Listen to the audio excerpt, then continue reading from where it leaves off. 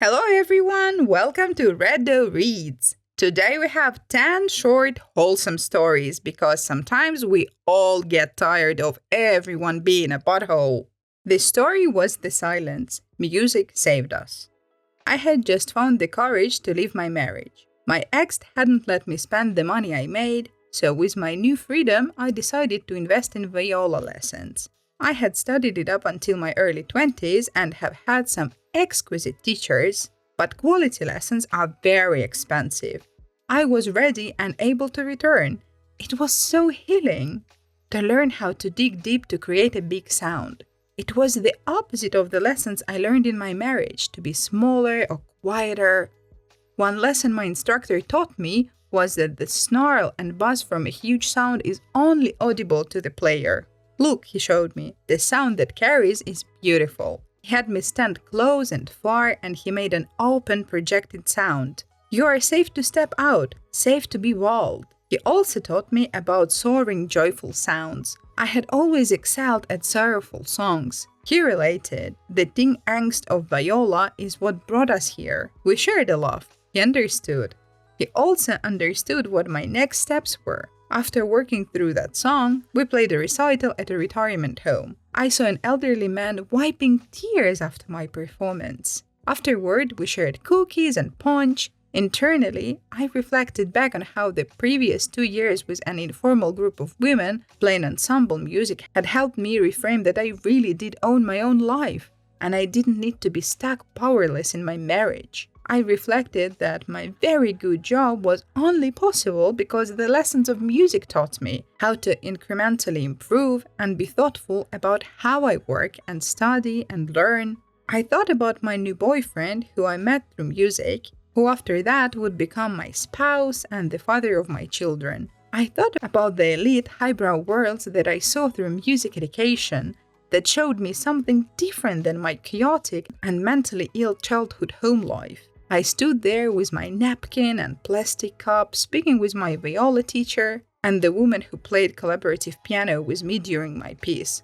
Wow, I said, where would my life be without music? Here's what surprised me. The violist and pianist both inhaled deeply and said, "Oh wow, ain't that the truth?" And we stood there in silence, and I could see their lives too, like mine, rescued from chaos, structured, and transmogrified into some better thing. We didn't say anything else, but I could see it. I think they might have had childhoods like mine, in some diagonal sense. We made it. We were eating cookies in a retirement home, and this is what success is.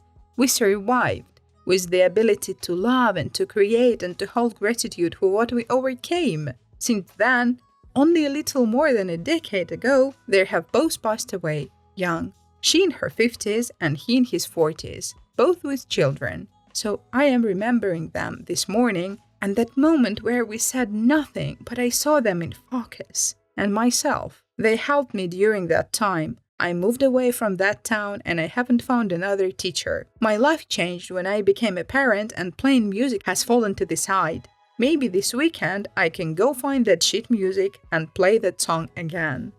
OMG, it made me tearful. This is such a beautiful story. I just hope that everyone can find something in their life that can carry them through dark places and bring them to light. And of course, it doesn't necessarily have to be something exquisite and sophisticated like music. For example, for me is taking care of my dog. Any simple thing like taking him for a walk or giving him a treat or groom him just makes any bad day for me a good day. So I really do hope that you all have such a thing. And I am so sorry for being this unexpectedly emotional. Y'all, we finally hit 200 subscribers! I am so happy. Do you think we could hit 250 until the end of this week? It sounds minor, I know, but for me it's such a big deal. So if you can, hit a subscribe and you will make my day. A letter for a crush. When I was around 11, I got it into my head that I wanted a girlfriend. I'd moved to a new school a few years prior and didn't like my prospects there, But I remembered this girl from my old school with whom there was a mutual crush situation, as much as a couple 8-year-olds are capable of such a thing. So I decided to shoot my shot by writing her a letter. I don't remember the exact details, but I do know that I cut out a picture of myself from my most recent yearbook and glued that to the bottom so she would know what I looked like. I found her address in an old school directory, mailed it out, and promptly forgot about it. And obviously didn't receive a response. A few years later, her and I reconnect via a mutual friend on AIM and catch up. She asked me about this weird letter she received and wanted to know if it was actually me who sent it. I genuinely didn't remember doing it at the time, so I told her I had no idea what she was talking about and that it must have been some kind of weird prank or something. Flash forward like 10 years. College me is trying to fall asleep and for some reason it all comes rushing back to me. And I shoot up out of the bed like the movies and damn near cringe myself to passing. I was absolutely mortified and vowed I'd never discuss it with anyone under any circumstances. As a more mature adult now in my early 30s, I found it both adorable and hilarious. Oh, that's so cute! Childhood crushes are so cute. For example, I still remember my first crush back in kindergarten. I don't really want to know what happened to them now, but I just feel so happy for a young me that she experienced the crush. It's nice. I saw a crab at a silent retreat. I was in Bali a while ago and did a silent retreat for a few nights. It was really lovely and exactly what I needed. It was up in the rice terraces near Ubud, and they had a walk you could do through the rice paddies. As I went along my work through town, I saw a crab scurrying around the road and then sneak behind a house. It was so funny because I have no idea where it came from. Ubud is inland and there is not any major sources of water around as far as I could tell. And since I was at a silent retreat, I wasn't able to tell anyone about it, so I kept it to myself. Because of that, I forgot about it until today, about 7 months later. I love this story, as every story we have today. My theory is that the crab himself was on a silent retreat for crabs. They just gather around, chill, eat whatever crabs eat, and also stay silent. Wait, so whole crab life is a crab silent retreat. Sounds lovely. My best friend's mom kidnapped me. I've been friends with that girl since middle school. I've met her entire family. Her dad calls me son. I work at a clothing store and I tell her mom that I get a discount there and offer it to use the discount on her anytime they went. Well, today it happened. They picked me up from my house and took me off to one branch of the store I work at. While there, they said they were gonna take me to dinner as a thanks for the discount. Little did I know that the dinner was actually some popcorn at a scary movie. I hate scary movies. I'm not complaining though. I got to see my best friend and her family, who I'm close to. I got to see a movie for free, and her mom even bought me a sweater I've been wanting. Overall, a pleasant night, but completely unexpected and unplanned. I hope I get kidnapped again. Ooh, I'm a little bit envious here, to be honest, because I do not have any lasting childhood friendships that I successfully transformed into my adult friendships. To be very honest, I do not have that many friends. I have several people with whom I close, but I guess that's the reason why I spend so much time reading Reddit, speaking to people there, and I guess this channel was created for a similar reason. I always wanted to have a bigger friend group, and since I didn't have it, now you can all subscribe and join our big orange friend circle. The nicest thing I've heard of in a long time. My friend's daughter is studying for an important exam. She wanted to support her daughter in any way she could, so she sits in the same room and just reads her own book while her daughter is studying. Her daughter likes it. So nice. Such love! It is so sweet!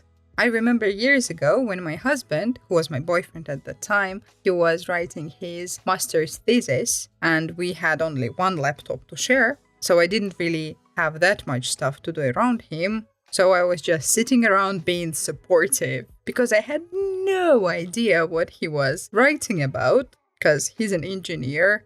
So I was there just making sure that he knew that he was doing a great job. I had veggies on pizza. This past weekend, on a whim, I ordered a supreme pizza that had onion, jalapenos, and olives on it, in addition to pepperoni and sausage. I was blown away how much I loved it.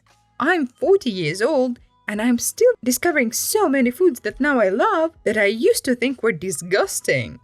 Oh, absolutely. For example, one of my favorite pizza toppings is bell pepper or paprika, however you call it.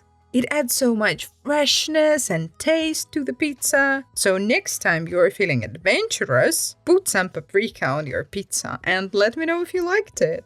By the way, what is your favorite pizza topping? My phone charger. One of the biggest mysteries in my life is my phone charger suddenly disappearing back in August 2017. It was the only black charger in our home, and every one of us who has a smartphone have their one or two charger of their own, so there is less possibility that someone used and misplaced it. But mine suddenly disappeared. I still asked everyone if they use it though, but all of them said that they are always using their own charger and they knew how slow my charger was, so there is no way they would use it. I also never bring my charger outside our house as I always fully charge it before going anywhere, and I'm disciplined enough to not use my phone outside of breaks in school. Even after 8 months, my charger still hasn't turned up. I already have a new but second-hand charger that my older sister gave me after she got a new phone. In a span of 8 months, we cleaned our whole house for 2 or 3 times. We already turned every nook and cranny upside down for cleaning, but my black charger is still gone. I have a theory where the charger can actually be. This similar story happened to me, but I misplaced not a charger, but some papers. It was back then when I was still living with my parents, and me and my mom, we turned our house upside down. Really. We checked everywhere. We moved furniture. We looked behind the fridge, of all places. But then, maybe 3 weeks later, I did find those papers, and they were in my gym duffel bag that I used as a shopping bag for some reason that day. And then I totally forgot about using it. And then when I was getting ready to travel somewhere, I found the papers. So yeah, that might be the case. Look inside of the odd bags that you don't really use that much, but maybe it's there. I now get ready faster than my husband. When we were first married, I always took longer to get ready. I did my hair, makeup, picked my clothes carefully, etc. My husband used to get frustrated waiting for me. He started waiting until I was almost done to start getting ready himself. Now, many years later, I get ready much faster, but he still waits until the last minute to get ready. So now I am ready first almost every time, and I sit in the car waiting for him. I think it is funny that we have switched roles after almost 20 years of marriage. Why I like this story, you would ask me? I like this story because it gives us an insight about an evolvement of character of OP. Because with time, as I see it, they became more relaxed and forgiving of themselves. So now they do not need as much time to feel good about themselves. They are happy as they are. Something I wondered was actually true. A few weeks ago, we took a drive out to a national park to off-road and look at the animals. It was in the next town over where a friend lives. I looked at the map and remembered she said they live 10 kilometers out of the town on a farm. The nature reserve was also about 10 kilometers away from the town. I wondered if they lived next to the nature reserve, wouldn't that be a coincidence? It turns out they do actually live bordering the nature reserve.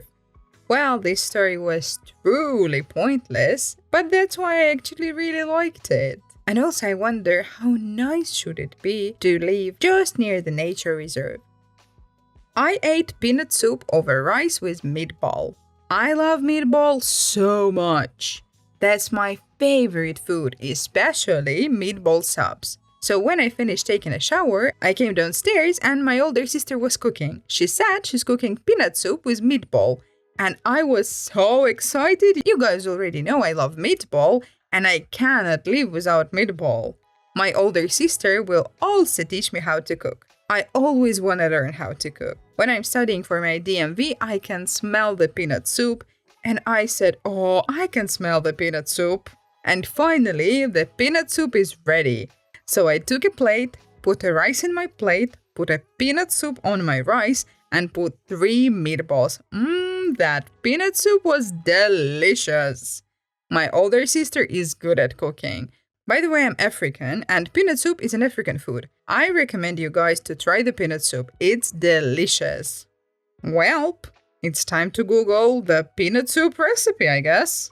This story is so short and simple, but I just feel so warm and fuzzy, as if I'm there in their kitchen eating rice with peanut soup and meatballs. Aw, it makes me smile so much. Thank you for listening. I hope you enjoyed. You can also watch this awesome video or that awesome playlist. See you next time!